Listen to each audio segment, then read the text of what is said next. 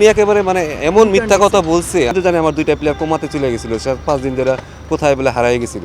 বিশ্বকাপে না যাওয়ার সিদ্ধান্ত ছিল ক্রিকেটারদেরও। ক্রিকেট বোর্ডের আসিফ নজরুলের এমন মন্তব্যে তীব্র ক্ষোভ প্রকাশ করেছেন জাতীয় দলের সিনিয়র সহকারী কোচ মোহাম্মদ সালাউদ্দিন।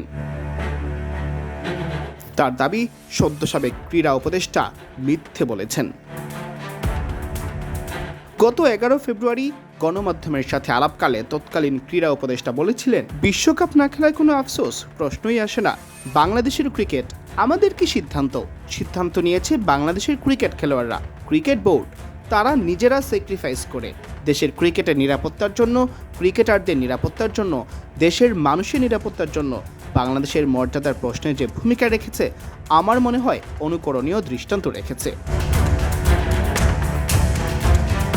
তবে ডক্টর আসিফ নজরুলের এমন মন্তব্যে তীব্র অসন্তোষ জানিয়েছেন মোহাম্মদ সালাউদ্দিন। সাবেক উপদেষ্টাকে রীতিমতো ধুয়ে দিয়েছেন তিনি। উনি একেবারে মানে এমন মিথ্যা কথা বলছে, আমার বিশেষ করে আমি তো নিজেও টিচার মানুষ, টিচাররা তো একটু মিথ্যা কথা একটু কম বলে, কারণ উনি খাড়ার উপরে এরকম মিথ্যা কথা বলবে, এটা আসলে আমি ভাবতেও পারতেছি না। আমি কীভাবে ছেলেদের সামনে আসলে মুখ দেখাবো? ছেলেরা উনি এইভাবে ইউটার্ন নিবে।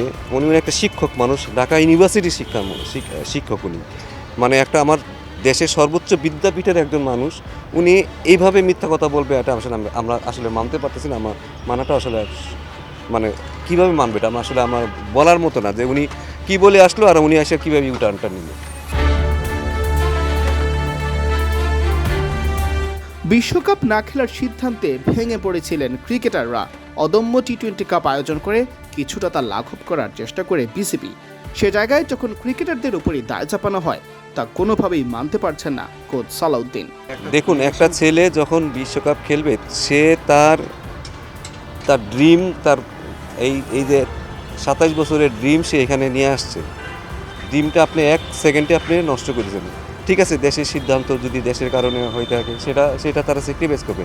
বাট যদি বলেন ক্ষতির কথা বলেন, শুধু পার্সোনাল ক্ষতির কথা আমি বলবো না। পার্সোনাল ক্ষতি, একটা ছেলে মানুষের ড্রিম, আমি স্বপ্নটা শেষ করে দিচ্ছি।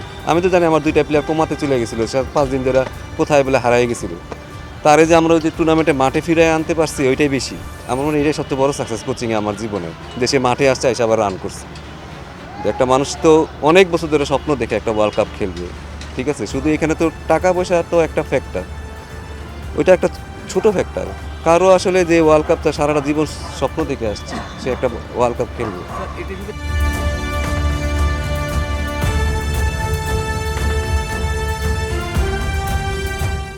সিয়াম চৌধুরী, বিডি ক্রিক টাইম।